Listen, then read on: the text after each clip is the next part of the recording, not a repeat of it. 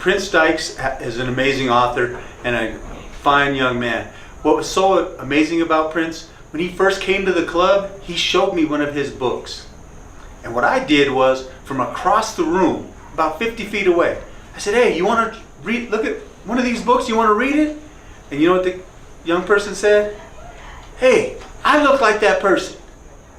He's one of the few folks that knows all about financial literacy, is passionate about it. He has a blog and a program about it. He has all this training, all these connections, and he shares it with our kids that look a lot like him. And that is crucial because that's not the world a lot of our kids see. And he exposes them to insurance and budgeting and how to invest your money. Basically teaches our kids to let their money do their work for them. And he's even bought some of our kids stock in Nike, Coca-Cola.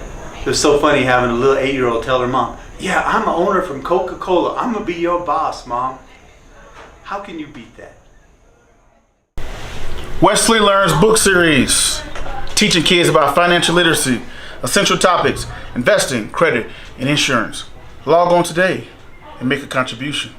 Every dollar you donate will be matched up to 10 grand that we're going to buy kids books and give them to every kid in the world. Log on now.